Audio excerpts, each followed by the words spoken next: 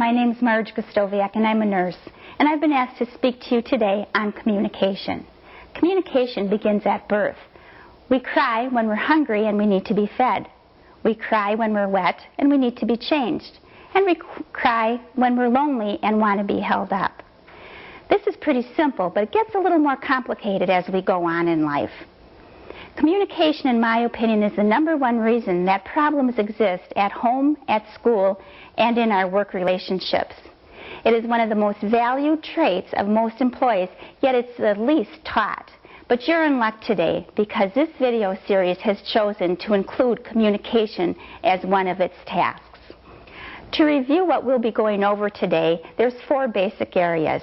First, we'll take a look at the 4 components or pieces that make up every communication. Next, we'll go into the 2 different types of communication. Thirdly, we'll go into the 4 different styles of communication, and we're going to end up with tips on listening. We'll get started with the components or pieces of communication. There are 4. The first piece is the sender. This is the person giving the message. In the case of our video series today, I'm considered the sender. The second piece is the message, and that's the image, feeling, or idea that's being conveyed. In the example right now, tips on communication is what's considered the message. The third piece is the receiver, and this is the person that's getting the message. Given our situation again today, you would be considered the receiver. And finally is the feedback, and this is the reaction to the message. And to me, this is one of the most critical pieces of the communication components. In our example today, things you would share with people, either what you liked or didn't like or believe or didn't believe, would be the feedback to our communication taking place. These 4 components take place in all communication. Understanding this is one of the keys in good communication skills. Next, we'll go into 2 types of communication. This is verbal and nonverbal. Verbal is spoken or written. It includes talking, telephone conversations, letters, emails, and written reports. Some hints for good verbal communication is to always introduce yourself and make sure the person understands what you're about to do. Choose meaningful words. Never use slang, swearing, or gossip. Speak clearly and distinctly. We're going to be taking a look at a communication that takes place with Mary Lou, who you'll see in a flower top, and Kathy, who's wearing a vest. Mary Lou needs Kathy to clean her room. So let's see if she's chosen her words carefully and that Kathy's clear on what she really wants done. Let's take a look. Kathy, could you stop what you're doing, please? What? I just walked past Mrs. Gregg's room, and it is a mess. So? So, could you please clean it up? Why can't you do it? Because I'm the manager, and managers don't clean up rooms. Well, just because you're the manager doesn't mean that you can't clean it up. Kathy, you know that's your job. Please go do it. And if you don't like it, then punch out. I'm busy preparing the meals. I don't have time to clean up her room. You do it. Just go do it. Fine.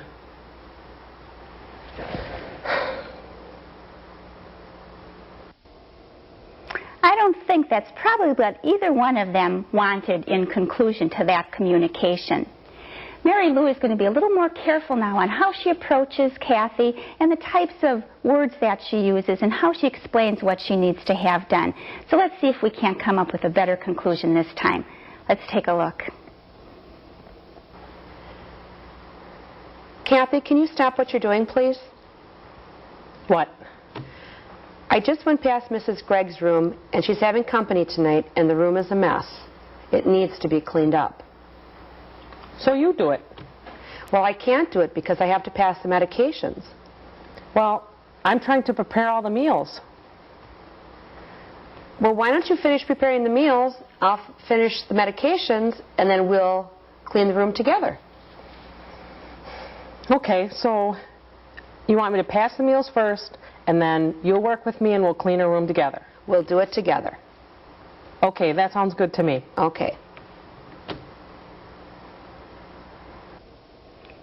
I I think you'll agree with me that that was a much better conclusion. You may also be involved in some written reports in your work. Now we're going to take a look in on Betty, who's a supervisor, and she's reviewing the report from the night before. Listen to what the report has in it and pay attention if there is some blaming that was taking place or some gossip that might have been introduced. Let's listen in on Betty's report. Let's see what's in the report for me today. This place looks like a pigsty when I came on. I heard Sarah was out late drinking. Sarah's a messy worker, and we always have to pick up after her. She never gets her work done. When are you going to do something about this?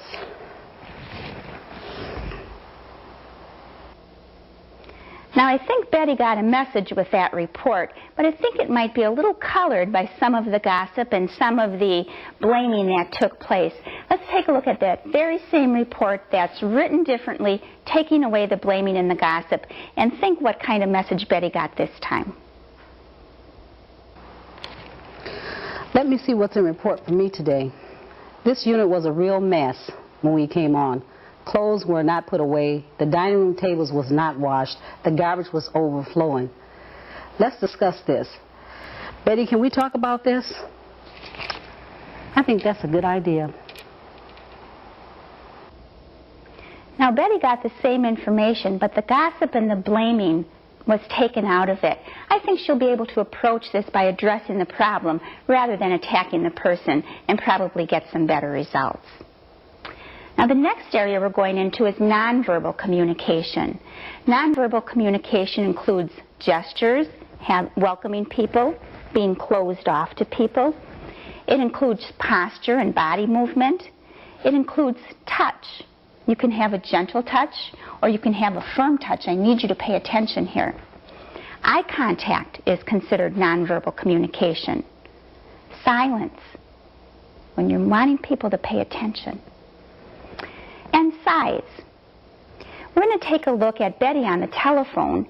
Sarah's calling in, and I want you to pay attention to what Betty's body language is telling you about Betty's reaction to this phone call.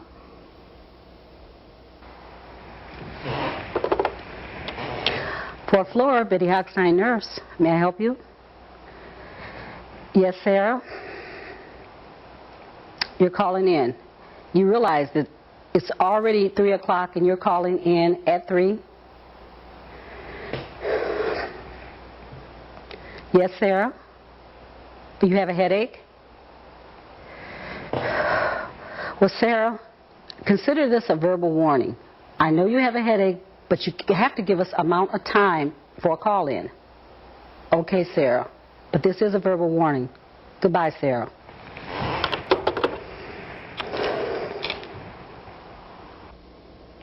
Could you tell that Betty was a little upset with that call? We're going to take a look at that same call now, and Betty's going to be showing a little more compassion and look for her tone of voice and her gesturing and her lack of size and see how that makes a difference in how that message is received.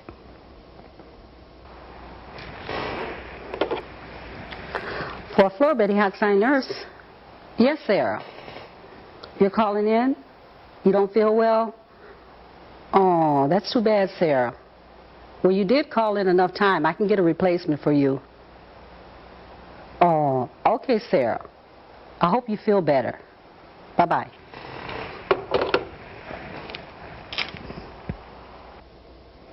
Before we leave this section on nonverbal communication, I want to share with you 3 facts that I find astounding. Our body language communicates 55% of our communication. So how we're holding our position is going to tell people 55% of what we're intending to communicate to them. Our tone of voice accounts for 38% of our communication. So if we're angry and we have body language that shows that and our voice becomes sharp and more stern, that's going to communicate a message to that person. Now, your actual words make up only 7% of the communication. So while it's important that you carefully choose your words, as you can see, it's even more important that your body language and tone of voice go with those carefully chosen words. Because with body language and tone of voice, that's giving that message 93%. This is an astounding fact, one that's very important for you to remember when you think miscommunication is taking place. We're going to go now to the 4 communication styles. 3 of these communication styles don't work well at all and will guarantee to get us into trouble. And one of the communication styles is the one that works. So we're going to take a look at the same situation using the 4 different communication styles. In this scenario, 2 employees are concerned about call lights getting answered. Mary Lou in the flowered blouse has a concern that she's doing most of the answering of the call lights. And Kathy in the vest has a concern that she's answering most of the call lights. So let's take a look at the passive style first. Mary Lou continually takes in what Kathy has to tell her, and she obediently goes about and does what Kathy tells her to do. Now this is passive because Mary Lou is getting frustrated with Kathy. She's thinking that she's doing most of the call lights. But pay attention and see if Kathy's getting this idea with Mary Lou's passive style of communication. Let's take a look at that now. Mary Lou, can you get that call light? Well, I suppose I could get this one too. What's another call light? Well, I've gotten a lot of them this afternoon. You haven't really taken that many call lights. Well, as long as I'm going down the hall, is there anything else you'd like me to do? Well, now that you mention it, there's a bathroom on the end of the hall that's really messy. If you could kind of clean that up a little when you go down there, it'd be greatly appreciated. All right.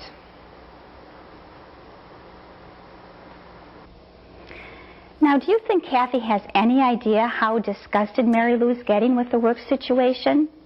Mary Lou probably will remain disgusted, and if she stays in that passive communication style, she's going to choose to go work somewhere else. But she's going to find herself in that same situation unless she changes her communication style. Now, the next communication style we're going to look at is aggressive. And you can tell an aggressive communication style because there's somebody attacking and someone defending. After that person defends themselves, they attack back. So you'll say, well, you don't do this. Oh, yeah, well, I do too, but you don't do this. I think we can clearly see the aggressive style in this next example. Mary Lou, can you get the call light? I'm sick of getting all the call lights. You haven't been getting call lights at all this afternoon. I've been doing all the work. How can you say that you're doing all the work? You're just sitting here. I've been sitting here until a call light goes off, and I'm getting up and I'm taking care of it, while you've just been sitting there all the way through. You don't do anything. I don't think that's fair for you to say that I don't do anything, because I do. Fine. I'll get the manager and have them settle it. You just go ahead and do that, and I'll talk to her too and let her know how much you actually do. Fine. I think they're so busy deciding who's the worst person that they'll never get that call light answered. Let's look at a third example, which is called passive-aggressive. And this is where you give one set of impression to a person, and then you turn around and attack them later. In this scenario, Betty's going to be entering in on the scene, and she's going to be asking for a report to be filled out. Now, Kathy's going to be very nice to her face, but when she leaves, she's going to start attacking her. This work situation will continue to go on unless their communication style changes. But let's take a look right now at what the passive-aggressive communication style looks like. Here's some documents you're supposed to sign and date. Nice outfit, Betty. Thank you, Kathy. Oh, you're looking really good. Well, thank you. There's a call light. Do you think you could get it? Sure. My God, she is the laziest person I know. I'm telling you, you got to tell her to do every little thing that there is to be done. She won't do it on her own. Nothing. I'm sick of working with her. She's the only person that I know that I have to constantly tell, get the call light, Betty, get the call light, Betty. Everyone else at least hears it and takes care of it. Some people. Well, you know, at least there's us. We're the hardest workers there are. That's true.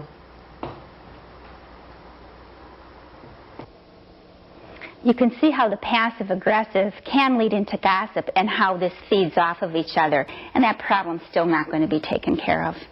Now, you're going to be exposed to all of those communication styles, but I'd like to have you take a look at what I consider the best communication style, and that's the assertive technique. And this works because it focuses on the issue, so you get away from that pointing your finger and blaming or being afraid to say what you feel. So let's take a look at this in action and see how it can make a difference. Mary Lou, could you get the call light? Oh, Kathy, I've gotten so many call lights today. Can't you just get it? I've been getting just as many as you've been getting today. Oh, we got to do something about this. Well, what about if we meet over breakfast in the morning and try to work it out so that we're both getting an equal amount of call lights and that things are working out good for the resident? I like that idea. Okay, how about I meet you at 7 for breakfast? Sounds good. Okay.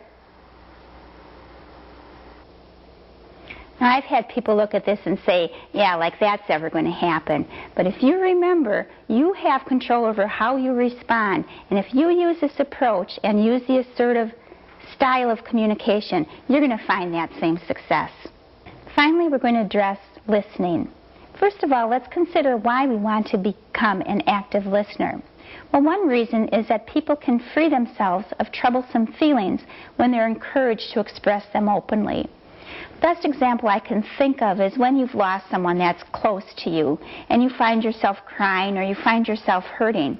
If someone's interested and wants to listen to you, you'll find yourself able to express what's painful to you in the loss of that person, and you begin to heal this way.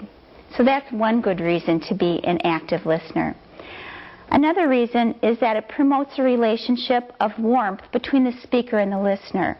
If you know I have an interest in what you have to say, you're going to connect with me and you're going to feel that I'm a caring person. A third reason is that it helps with problem solving. If I'm listening to you and encouraging you to express yourself, you're going to find that you're going to come up with different solutions to problems. A fourth reason is that it encourages a mutual concern. The person will be more willing to listen to your thoughts and feelings. I'm interested in you, you're interested in me. And pretty soon we're working together to solve problems. The fifth reason is that it'll keep the ownership of the issue with the person. This is your issue, I'm willing to listen to you, but I need to keep focusing and back on you so that you begin to deal with it. And finally, an empathetic understanding can bring about positive changes. And what does this mean? This means that I'm with you, I'm understanding what you have to say, and I care very much about it. And although it's still your issue, you know you've got a friend and a good listener so that you can bring about those changes. Now, you have to have a special attitude when you're listening to someone, and these are very important. Number one, you must really want to hear what's being said. If you're talking to me and I'm, busy checking my date book, that's not going to let you know that I care about what you have to say.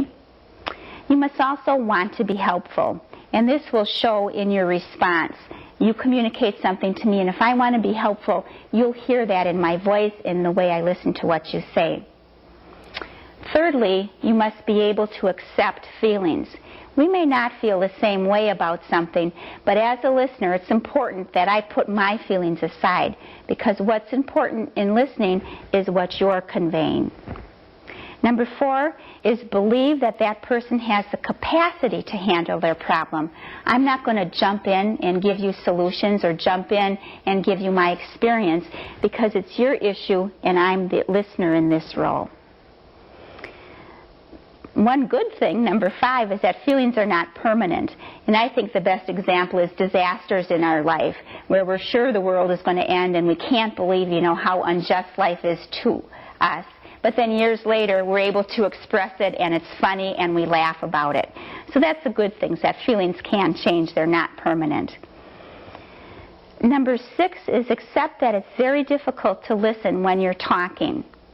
There's no way you're going to believe that I'm caring about what you have to say if I keep interrupting and giving you my viewpoint. And lastly, it's important to listen to understand and not to reply. I can't be thinking of what I want to say, how I want to interject my experience. I have to listen to understand. So questions I ask are going to open up a better understanding of the communication that's taken place. Now we're going to look at 3 scenarios. The first is Betty is going to be going to Kathy. She has a trip plan and she needs to verify and make sure that she's got that time off. Kathy isn't using the best of listening skills. In fact, she seems to be pretty preoccupied with something else. So let's take a look at what that looks like. Hi, Betty. Did you want to talk to me about something? Yes, Kathy. I put in my 6 months request because you know I'm going to Puerto Vallarta and I have to, Kathy, Yeah, I'm listening, Betty. I'm just getting a pen. because I have my tickets, my air flight, and everything is all set, but I need the okay from you because I have to have somebody to replace me. And I put it in, Kathy, Yeah, I'm getting it, Betty. I got it all. Just keep going. I hear you. because we got to go down to the international airport in Laquita, Illinois to book Kathy. Yeah, I'm with you, Betty. Go ahead. I'm just trying to get it. I'm getting it all down. Okay, because I have to let my husband and my kids know because he's got his time off and I don't have mine off, Kathy. But Kathy, I don't think you're listening to me. I'm listening to you. Well, Kathy, I have not got a reply, and I need a reply, Kathy, because I'm going to have a reply soon. If I don't, I'm going to have to take the trip anyway, Kathy, and then I don't want to be in trouble when I get back. Kathy, you're not listening to me.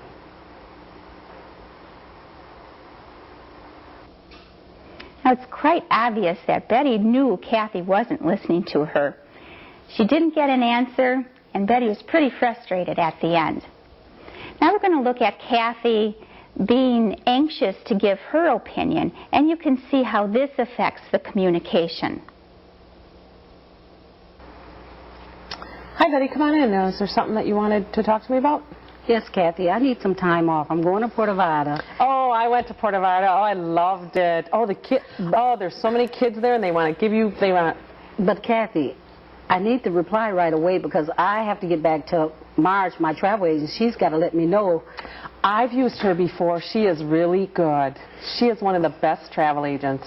She'll make sure she takes care of you. But Kathy, what I came in here to talk to you about is that did you okay the days off? You know, it's getting kind of close. When are you leaving?